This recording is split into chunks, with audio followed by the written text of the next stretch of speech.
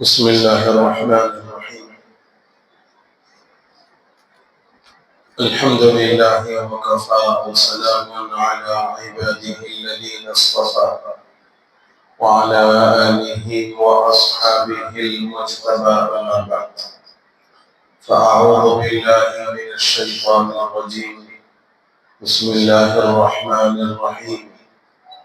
ولنبلونكم بشيء من الخوف والجوع ونقص من الأموال والأنفس والثمرات وبشر الصابرين الذين إذا أصابتهم مصيبة قالوا إنا لله وإنا إليه راجعون. صدق الله مولانا العظيم. وقال صلى الله عليه وسلم: خير الناس من ينفع الناس، أو كما قال صلى الله عليه وسلم. قابل احترام عزیز بزرگوں، نوجوان بھائیوں،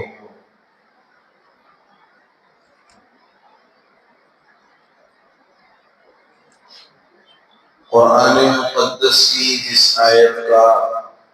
خطبے کے بعد تلاوت کی گئی،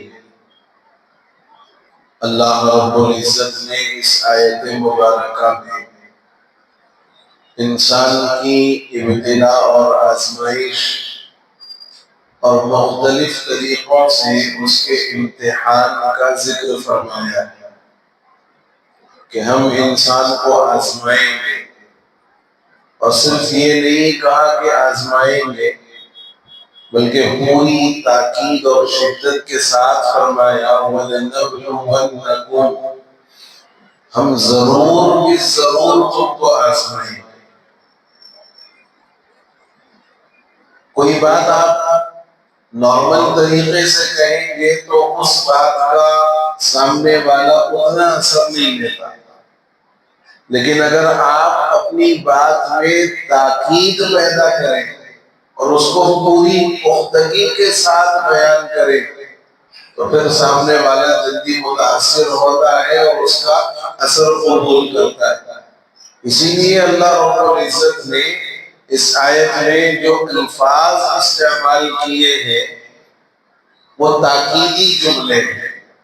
کہ ہم تم کو ضرور بھی ضرور آزمائیں گے۔ وَلَنَبْلُوَنَّكُمْ بِشَيْءٍ مِّنَ الْخَوْفِ،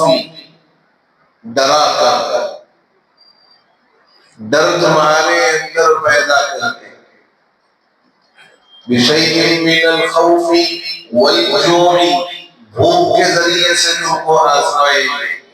وَنَقْصٍ مِّنَ الْأَمْوَالِ، مال کے اندر کمی کر کے آزمائیں گے، وَالْأَنفُسِ، اور جانوں کے اندر،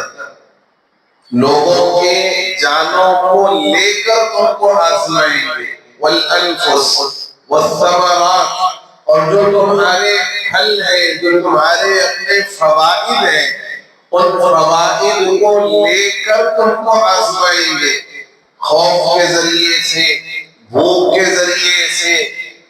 اور مال اور لوگوں میں کمی کر کے دنیاوی منفعت اور فائدے کے اندر کمی کے ذریعے سے اللہ آزمائیں گے۔ اور پھر اس کے بعد فرمایا کہ ان آزمائشوں میں ہمارا اور آپ کا جو انداز ہونا چاہیے اور اس موقع پر ہماری جو کیفیت ہونی چاہیے وہ یہ کہ ہم صبر کرنے والے بنے، صبر کرنے والے بنے۔ اسی لیے کہ صبر کرنے والوں کو اللہ نے خوشخبری سنائی ہے، وَبَشِّرِ الصَّابِرِينَ، اور صبر کرنے والوں کو خوشخبری سناؤ۔ اور یہ صبر کرنے والے کیسے ہوتے ہیں؟ الَّذِينَ إِذَا أَصَابَتْهُمْ مُصِیبَةٌ، جب ان کو کوئی مصیبت پہنچتی ہے، جب ان کو کوئی مصیبت پہنچتی ہے دنیاوی اعتبار سے، دنیاوی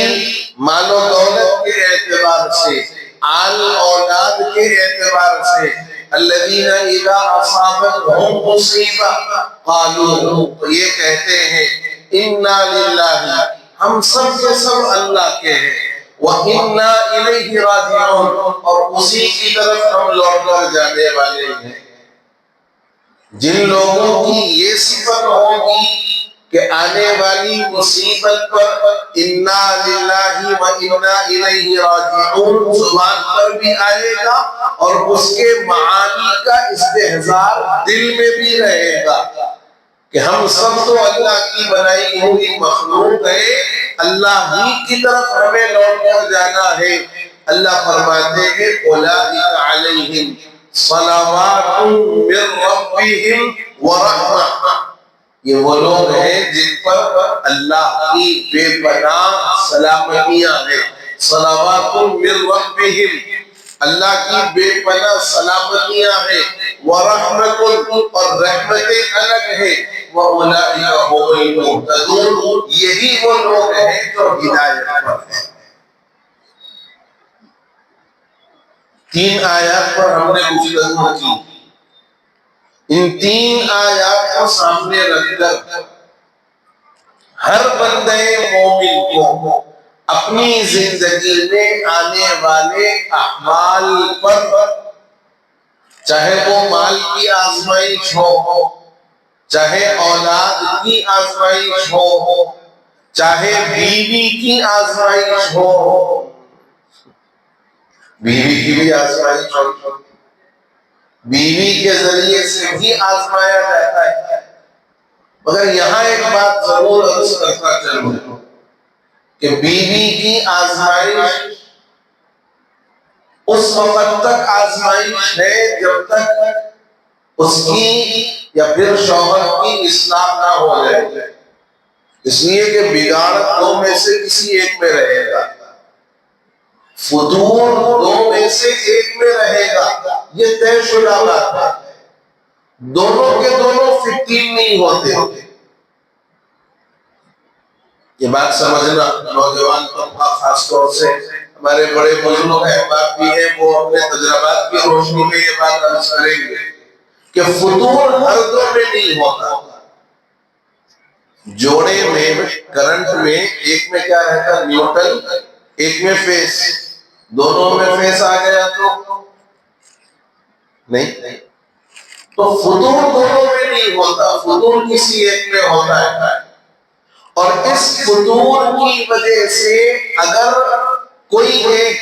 چاہے شوہر ہو چاہے بیوی ہو، بار بار اپنے مقابل کو، شوہر ہے تو بیوی کو، بیوی ہے تو شوہر کو، بار بار اگر اپنے مقابل کو پریشان کرنے لگ جائے، تنگ کرنے لگ جائے، اس وقت تک یہ ستانا، تنگ کرنا، پریشان کرنا آزمائش ہے، جب تک کہ ان دونوں میں سے کسی ایک کی اصلاح کی کوئی امید ہو۔ لیکن جب دونوں میں سے کسی ایک کی، جو فٹین ہے اصل میں، اگر اس کی اصلاح کی امید نہ ہو تو پھر وہ پوری زندگی جی کا جنجال ہے، اس کو فوری طور پہ اپنے سے علیحدہ کر لو یا علیحدہ ہو جاؤ۔ یہ جو 8 10 سال 12، میں اس دور کی بات کر رہا ہوں، میں موجودہ دور کی بات کر رہا ہوں، پچھلا جو دور تھا وہ بڑا سادگی والا دور تھا، بڑی معصومیت والا دور تھا، اور میں بڑے صاف الفاظ میں کہوں کہ اتنا دیوانہ اور ہولا شولا دور تھا کہ مرد اگر بستر کرنے کے قابل بھی نہیں ہوتا تو عورت خاموشی سے پوری زندگی گزار دیا کرتی۔ یہ حق ہے، یہ بالکل حق بات عرض کر رہا ہوں۔ کئی ایسے گھرانے ہم نے اپنے بچپن میں، اور آپ نے بھی اپنے بچپن میں دیکھے ہوں گے، شادی ہو کر کے لمبا لمبا عرصہ ہو گیا، اولاد نہیں ہوئی، نہ اس وقت کوئی تحقیقات ہوتی، نہ ٹیسٹ کروائے جاتے، نہ پھر کوئی ہوں گے پیچھے پڑنا، دونوں اپنی زندگی گزار رہے ہیں، دوسروں کے بچوں کو اپنے گود میں کھلا کر اپنے آپ کو اطمینان دلا رہے ہیں۔ یہ وہ دور تھا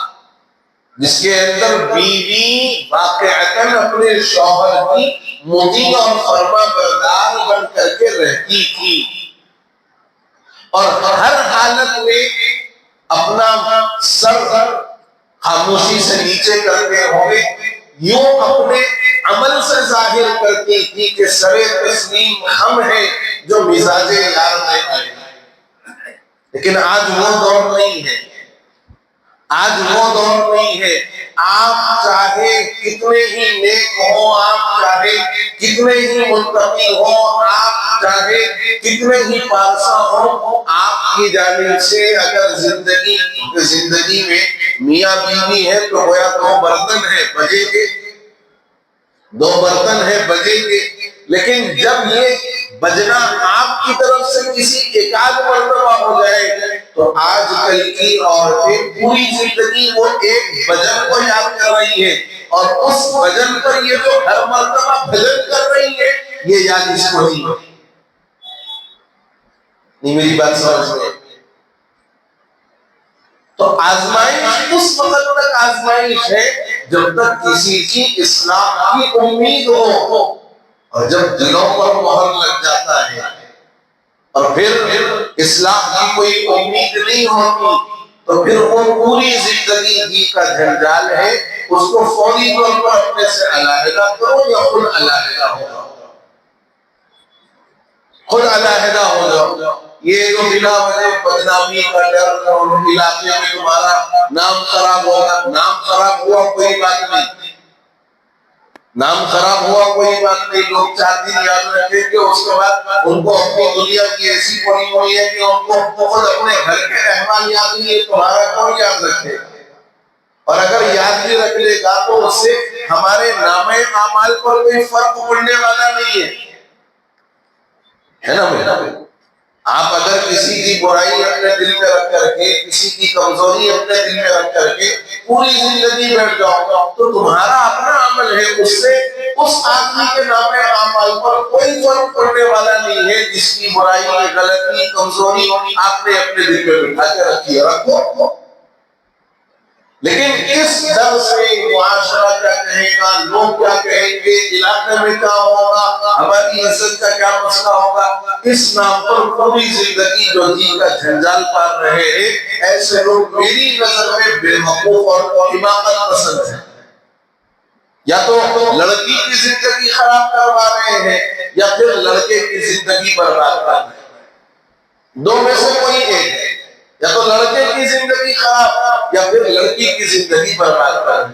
تو میں عرض یہ کر رہا تھا کہ اللہ کی جانب سے انسان کی زندگی میں احوال، آزمائشیں، مصیبتیں آتی رہتی ہیں، اور حادثات کا ہونا زندگی کا ایک لازمہ ہے، حادثات کا ہونا زندگی کا ایک لازمہ ہے۔ لیکن بعض حادثے اور بعض صالحے ایسے بھی ہوتے ہیں اور ہو رہے ہیں دنیا کے اندر جو دلوں پر نقش ہو جاتے ہیں، جو دلوں پر نقش ہو جاتے ہیں۔ 16 نومبر کی رات مکہ المکرمہ سے 45 افراد کا قافلہ چلا، 45 افراد کا قافلہ چلا، اور اللہ کی عجیب شان کہ ان ساروں کا تعلق ہمارے شہر سے، اللہ کی بڑی عجیب شان کہ ساروں کا تعلق ہمارے شہر سے۔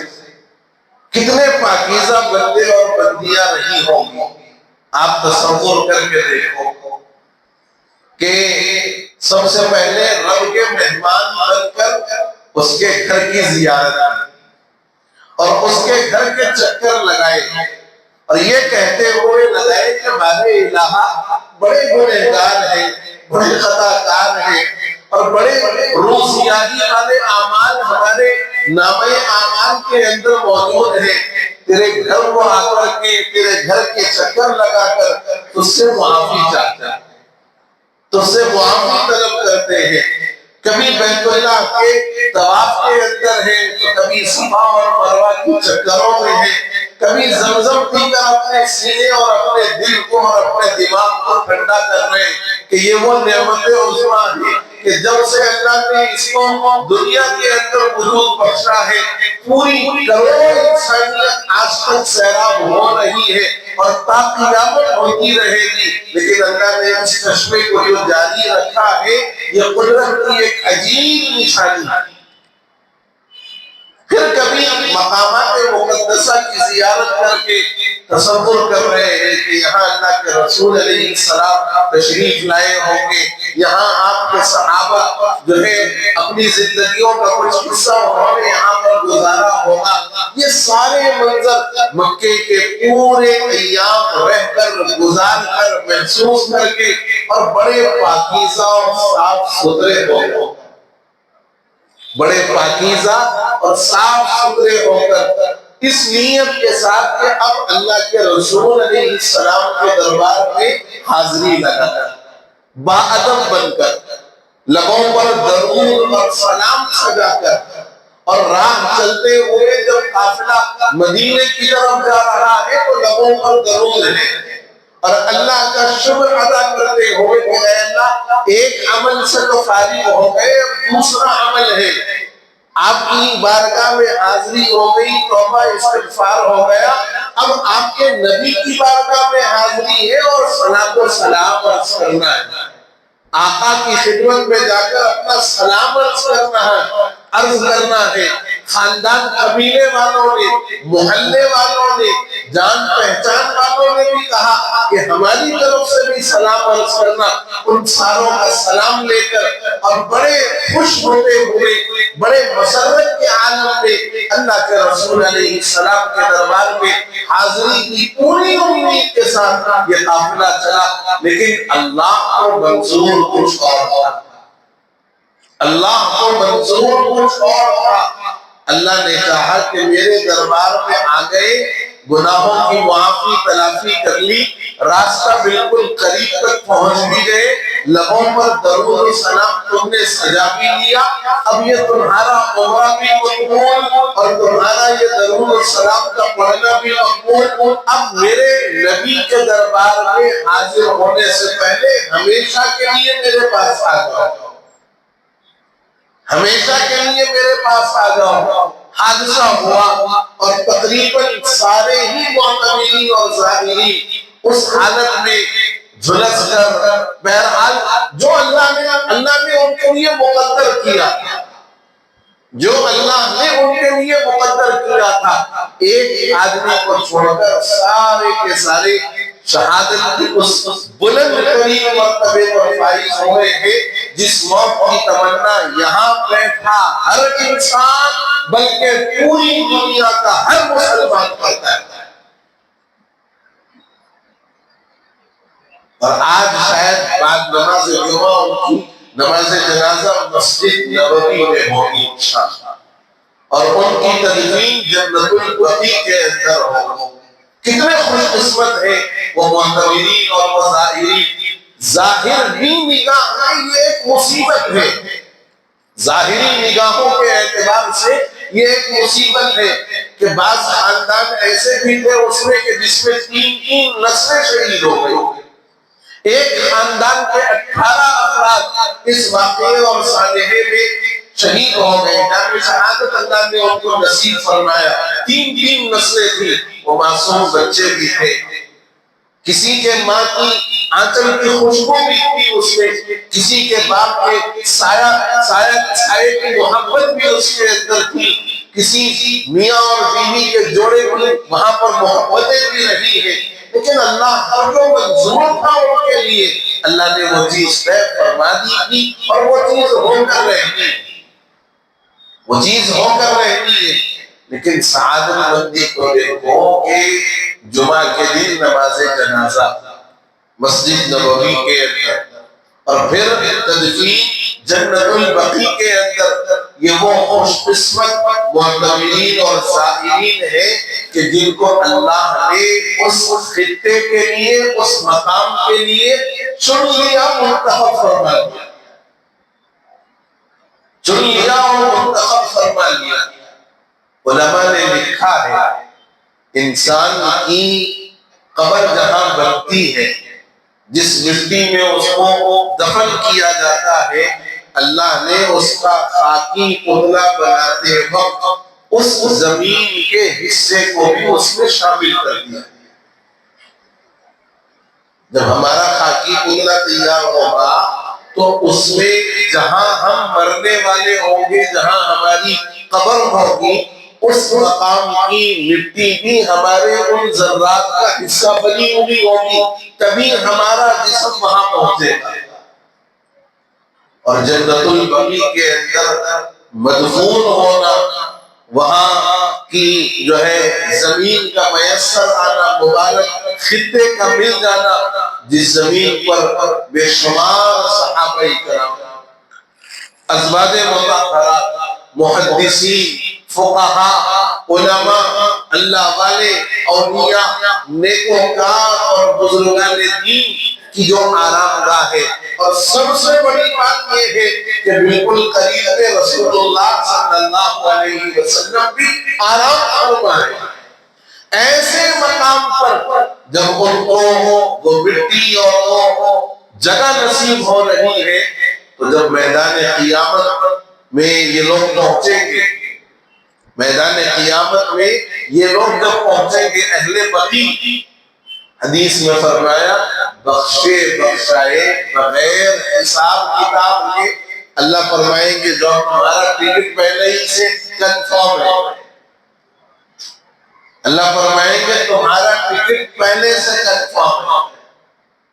اور آپ یہ بات غور کرو کہ مدینہ الرسول صلی اللہ علیہ وسلم میں زندگی کی آخری سانسوں کا نکلنا اور وہاں کی مبارک زمین کا آخری آرام گاہ بننا، یہ بڑی سعادت کی بات ہے۔ حضرت فاروق اعظم رضی اللہ عنہ جو عدل و انصاف کے دروازے اور باب کہے جاتے تھے، یہ دعا فرماتے تھے حضرت فاروق اعظم، اللہم ارزقنی شہادۃ فی سبیلک ووفاۃ فی بلد رسولک، اے اللہ مجھے آپ کے راستے میں شہادت عطا فرمائیے، اور میرا آخری جگہ جو ہو، میری آخری آرام گاہ جو ہو، وہ آپ کے محبوب صلی اللہ علیہ وسلم کا مبارک شہر ہو۔ یہ دعا حضرت فاروق اعظم رضی اللہ عنہ فرمایا کرتے تھے۔ اور حضرت امام مالک رحمۃ اللہ علیہ، چار ائمہ میں ایک بڑے امام حضرت امام مالک علیہ الرحمہ، انہوں نے اپنے آپ کو مدینے ہی کے اندر رکھ لیا، مدینے سے باہر کہیں نہیں جاتے، کہیں نہیں جاتے۔ لیکن اتفاق ایک مرتبہ آپ کے دل میں خیال آیا کہ میں کبھی عمرہ اور حج بھی کر لوں،